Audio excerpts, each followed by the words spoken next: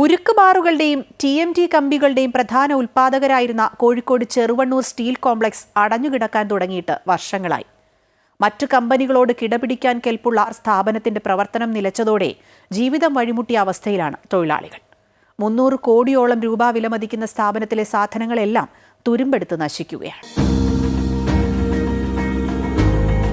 ഒരു കാലത്ത് നാടിന്റെ മുഴുവൻ പ്രതീക്ഷയായിരുന്ന കോഴിക്കോട് ചെറുവണ്ണൂർ സ്റ്റീൽ കോംപ്ലക്സ് കാടുകയറി നശിച്ചു കിടക്കാൻ തുടങ്ങിയിട്ട് വർഷങ്ങളേറെയായി.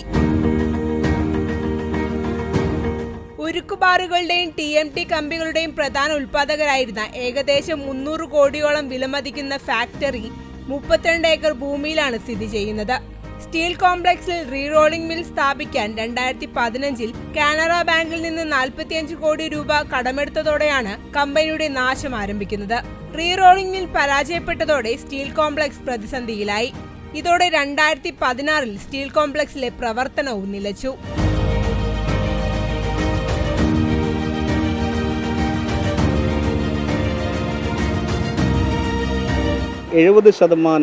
ബാങ്ക് ലോണാണ്. ആ ബാങ്ക് ലോൺ കനറ ബാങ്കിൽ നിന്നാണ് എടുത്തത്. ആ കനറ ബാങ്കിൽ നിന്ന് ബാങ്ക് ലോൺ എടുത്ത് 2015 റീറോളിംഗ് മിൽ ഇവിടെ പ്രവർത്തനം ആരംഭിച്ചപ്പോൾ ആ റീറോളിംഗ് മില്ലിന് ആവശ്യമായ ഉരുക്ക് billet steel authority of India പ്രതിമാസം 5500 ടൺ വീതം തരാനാണ് അഗ്രിമെൻറ്റ്. എന്നാൽ 10,000 ടൺ മാത്രമേ അവർ തന്നിട്ടുള്ളൂ. ആ 10,000 ടൺ തന്നോട് കൂടിയിട്ട് 2016 മുതൽ ആ അഗ്രിമെൻറ്റ് ക്ലോസ് ചെയ്തു. അതിൻ്റെ ശേഷം ഇവിടെ ഉൽപ്പാദനം നിർത്തിവെച്ചു. 2016 ഉരുക്ക് ബില്ലറ്റ് ഇല്ലാത്തത് കൊണ്ട് ഉൽപ്പാദനം നിന്നോടുകൂടി ബാങ്കിലേക്കുള്ള കടത്തിൻ്റെ തിരിച്ചടവ് നിന്നപ്പം പ്രതിസന്ധിയായി. അപ്പോൾ അതിൻ്റെ വയലിൽ തിരിച്ചടവ് നിന്ന് ബാങ്ക് ആ ഒരു 1-2 വർഷം കത്ത് ഇടപാടുകളൊക്കെ നടത്തിയതിന് ശേഷം ആ പലിശ കൂടി വന്ന് ഏകദേശം 100 ചില്ലാൻ കോടിയായപ്പം ബാങ്ക് ആ തിരിച്ചടവിന് വേണ്ടിയിട്ട് കേസ് കൊടുത്തു. ആ കേസിൻ്റെ ഭാഗമായിട്ട് NCLT കോടതിക്ക് 2022 ഇത് വിധിയായി. ആ വിധി അതിൻ്റെ ഭാഗമായിട്ട് 2023 ഏപ്രിൽ മാസം ബാങ്ക് അതേപോലെ തന്നെ കോടതിൻ്റെ ഉദ്യോഗസ്ഥൻ റിസീവർ ഇവിടെ ഏറ്റെടുത്ത് പിന്നെ ഈ റിസീവർ ഭരണത്തിലാണ് 2023 ഏപ്രിൽ മുതൽ സ്ഥാപനം പോകുന്നത്. പിന്നീട് 200 പേരിൽ നിന്ന് താൽക്കാലിക ജീവനക്കാരെ പിരിച്ചുവിട്ടു. എന്നാൽ കമ്പനി പൂർണ്ണമായും അടച്ചുപൂട്ടാത്തത് കൊണ്ട് തന്നെ സ്ഥിരം ജീവനക്കാരായ 20ഓളം പേർ ദിവസേന വെറുതെ വന്ന് തിരിച്ചു പോകേണ്ട സാഹചര്യമാണ് നിലവിലുള്ളത്. ജീവനക്കാർക്ക് 3 വർഷത്തെ ശമ്പളം ലഭിക്കാനുണ്ടെന്നും സ്ഥാപനത്തെ സംരക്ഷിക്കേണ്ടത് സർക്കാരിന്റെ ഉത്തരവാദിത്തമാണെന്നും ജീവനക്കാർ പറയുന്നു. അപ്പോൾ പിരിഞ്ഞു പോയൊരു ആനുകൂല്യങ്ങളൊക്കെ കൊടുത്തു നിലവിലുള്ള ജീവനക്കാർക്ക് ഉദ്യോഗസ്ഥ മാനേജർമാർക്കൊക്കെ കൊടുത്തു. ഇപ്പോൾ ആ കേസ് മുന്നോട്ട് പോയിക്കൊണ്ടിരിക്കുന്ന സമയത്ത് എന്താണെന്നുണ്ടെങ്കിൽ ഈ NCLT കോടതി ബാങ്കിന് അനുകൂലമായിട്ട് വിധി വന്നതിന് ശേഷം പിന്നെ നടക്കുന്ന കാര്യങ്ങൾ കോടതിയും അതേപോലെ തന്നെ ബാങ്കിൻ്റെ ഉദ്യോഗസ്ഥന്മാരും നമ്മളെ സ്ഥാപനത്തിൽ MD അടങ്ങുന്നൊരു കമ്മിറ്റിയാണ്. പിന്നെ ഈ ഇപ്പോൾ എടുക്കാൻ തീരുമാനിച്ചു. അങ്ങനെ അവസാനം ഈ കഴിഞ്ഞ സെപ്റ്റംബർ മാസത്തിൽ നടന്നൊരു മീറ്റിങ്ങിൻ്റെ ഒരു മിനിറ്റ്സ് നമ്മൾ പരിശോധിക്കുന്ന സമയത്ത് 11 അംഗ അവരെ കമ്മിറ്റിയുള്ളത്. അപ്പോൾ സർക്കാരിൻ്റെ പ്രതിനിധികൾ അതിൽ വരുന്നില്ല, എന്നാൽ ഗവൺമെൻറ് തൊട്ട് അറിയില്ല. അങ്ങനെ ഗവൺമെൻറ് അറിയാത്ത രീതിയിലാണ് ഈ കഴിഞ്ഞ മാസം 30-ാം തീയതി NCLT കോടതിയിലെ ജഡ്ജി വിരമിക്കുക. അപ്പോൾ ഏകദേശം ജൂൺ മാസം വിധി വരുന്നു എന്നുള്ള ഒരു കാര്യങ്ങൾ നമുക്ക് ഇവിടുന്ന് അറിയാൻ വേണ്ടി കഴിഞ്ഞു ഈ മീറ്റിംഗായിട്ട് ബന്ധം. പക്ഷേ പെടുന്നനെ ഒരു വിധി അന്ന് ഉച്ചയ്ക്ക് ശേഷം 30-ാം തീയതി ഉച്ചയ്ക്ക് ശേഷം പ്രഖ്യാപിച്ചത് ഞങ്ങൾ അറിയുന്നത് തന്നെ 2-ാം തീയതി ഓൺലൈനിൽ വന്നതിന് ശേഷമാണ്. അപ്പം ഇതിൻ്റെ റീറോളിംഗ് മില്ല് നടത്താൻ മാത്രമേ ഉള്ളൂ എന്നൊക്കെയാണ് മനസ്സിലാകുന്നത്. പക്ഷേ ആ എഗ്രിമെൻറ്റ് അവരായിട്ടുള്ള ഈ കോടതി വിധീൻ്റെ പകർപ്പ് കിട്ടി പരിശോധിക്കുന്ന സമയത്ത് ഇവിടെയുള്ള 33 ഏക്കർ സ്ഥലവും അവർക്ക് പ്രയോജനപ്പെടുത്തുന്ന രീതിയിലുള്ള കാര്യങ്ങളാണെന്ന് ഇപ്പോൾ മനസ്സിലാക്കാൻ വേണ്ടി കഴിഞ്ഞത്.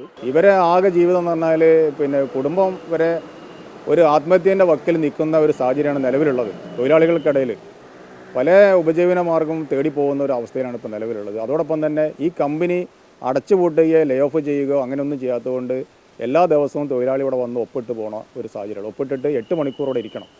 തൊഴിലില്ല എന്ന് പറയാൻ വേണ്ടിയിട്ട് ഈ സ്ഥാപനം ഇതുവരെ തയ്യാറായിട്ടില്ല. PF കമ്പനി അടയ്ക്കാത്തത് കൊണ്ട് തന്നെ അതിന്റെ പെൻഷൻ ഇതുവരെ ലഭിച്ചിട്ടില്ലെന്നും ഇപ്പോൾ ലോട്ടറി വിറ്റാണ് ജീവിക്കുന്നതെന്നും മുൻ തൊഴിലാളി പറയുന്നു. പെൻഷനായ ശേഷം ഇപ്പോൾ ലോട്ടറി വിൽക്കുകയാണ്. ലോട്ടറി കൊണ്ടുപോയി വിറ്റാണ് പോയി. എനിക്ക് 2 ബൈപ്പാസ് ഇതിൻ്റെ എൻജോപ്ലാസ്റ്റ് കഴിഞ്ഞാണ്. എന്നിട്ട് ഞാൻ എൻ്റെ ജീവിതത്തിൽ ഞാൻ നടക്കുകയാണ്. നമ്മളെ സർക്കാരിനെ മറ്റുള്ള നമ്മൾ കുറ്റം പറയാതെ ഇന്ന് കിട്ടും നാളെ കിട്ടും എന്നുള്ള ആ വിശ്വാസത്തിൽ നിൽക്കുകയാണ്. ഇനി ഇപ്പോഴും നമ്മൾ കൂട്ടായ്മയായിട്ട് അവിടെ സമരമൊക്കെ ചെയ്യുന്നുണ്ട്. ആ പൈസ സർക്കാർ എങ്ങനെയും വിചാരിച്ച് നമ്മളോട് ദയ കാട്ടിയിട്ട് ഈ പ്രശ്നങ്ങൾ എത്രയും പെട്ടെന്ന് തീർപ്പാക്കി തരണമെന്ന് ഞാൻ വിനീതമായി അപേക്ഷിക്കുകയാണ്. ഈ അടുത്താണ് steel complex Chhattisgarh outsource service എന്ന സ്വകാര്യ കമ്പനിക്ക് കൈമാറാൻ നാഷണൽ കമ്പനി ട്രൈബ്യൂണൽ ഉത്തരവിടുന്നത്. വിലയുടെ വെറും 10% മാത്രം നൽകിയാണ് പൊതുമേഖലാ സ്ഥാപനം സ്വകാര്യ കമ്പനി സ്വന്തമാക്കിയിരിക്കുന്നത്. ഏതാണ്ട് 400 കോടിയോളം ആസ്തി സ്റ്റീൽ കോംപ്ലക്സിൽ ഇപ്പം നിലവിൽ ആസറ്റീസ് ഉണ്ട്. ആ നിലവിലുള്ള മൂലധനം കേവലം 30 കോടിക്കാണ് കൊടുക്കുന്നത്. ഈ 30 കോടിക്ക് കൊടുക്കുമ്പോൾ ഒരു പ്രത്യേകത, ഇത് നോട്ടിഫൈ ചെയ്തത്. കാരണം ഒരു ഇത് ഉത്തരവിടുമ്പോൾ സ്വാഭാവികമായിട്ട് ആരെടുക്കണം എന്നുള്ള നെറ്റിലൊരു നോട്ടിഫിക്കേഷൻ വന്നു. ഇവിടെ കേരളത്തിൽ ഇവിടെ കോഴിക്കോട് ചന്ദ്രിക പത്രത്തിലുമാണ് ഇതിൻ്റെ നോട്ടിഫിക്കേഷൻ വന്നത്. അപ്പം ആകെ ഒരു കമ്പനിയാണ് അഗർവാൾ, ഛത്തീസ്ഗഡിലെ ഒരു കമ്പനി മാത്രമാണ് ഇത് കോട്ട് ചെയ്തത്. ഈ ഛത്തീസ്ഗഡ് കമ്പനീൻ്റെ ഒരു സ്ഥിതി ഞങ്ങൾ പരിശോധിച്ച് നെറ്റിൽ സെർച്ച് ചെയ്തപ്പോൾ കിട്ടിയത് 1 കോടി രൂപയാണ് ഇവരാകെ ആസ്തി. 30 കോടി വരയ്ക്കുള്ള സാധനം ഒരു റിയൽ എസ്റ്റേറ്റ് കമ്പനിയാണ് ഛത്തീസ്ഗഡിലെ ഈ കമ്പനി ഏറ്റെടുത്തത്. ഇതേ തുടർന്ന് കമ്പനിയിലെ ജീവനക്കാരും രാഷ്ട്രീയ സംഘടനകളും ഇതിനെതിരെ പ്രതിഷേധം ശക്തമാക്കിയിട്ടുണ്ട്. കൂടുതൽ തൊഴിൽ സാധ്യതയുള്ള കമ്പനി വീണ്ടും പ്രവർത്തനം ആരംഭിക്കണമെന്ന ലക്ഷ്യത്തോടെയാണ് സമരം ചെയ്യുന്നതെന്ന് CITU ഏരിയ പ്രസിഡന്റ് ഗോപാലകൃഷ്ണൻ പറഞ്ഞു. കേരള ഗവൺമെൻറ്റിനെ സംബന്ധിച്ചിടത്തോളം തൊഴിലാളികളെ സംരക്ഷിക്കുന്ന ഉത്തരവാദിത്വം കേരള ഗവൺമെൻറ്റിനുണ്ട്. സെയിലിൻ്റെ ഒരു പ്രശ്നം നേരത്തെ പറഞ്ഞ മാതിരി ബില്ലറ്റ് തരാത്തൊരു സാഹചര്യത്തിലാണ് നമുക്ക് ഈ കമ്പനിയുടെ ഉൽപ്പാദനം നിന്നുപോയ സാഹചര്യം ഉള്ളത്. 700 തൊഴിലാളികൾ സ്ഥിരമായിട്ടും പരോക്ഷമായി 800ഓളം തൊഴിലാളികൾ ജോലി ചെയ്തൊരു സ്ഥാപനമാണ്.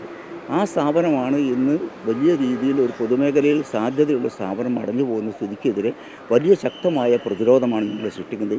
കേന്ദ്ര പൊതുമേഖലാ സ്ഥാപനമായ സ്റ്റീൽ അതോറിറ്റി ഓഫ് ഇന്ത്യയുടെയും സംസ്ഥാന പൊതുമേഖലാ സ്ഥാപനമായ സ്റ്റീൽ കോംപ്ലക്സ് ലിമിറ്റഡിന്റെയും സംയുക്ത സംരംഭമായ സ്റ്റീൽ കോംപ്ലക്സ് ഇല്ലാതാകുന്നതോടെ ഒരു നാടിന്റെ ചരിത്രം കൂടിയാണ് നാമാവശേഷമാകുന്നത്.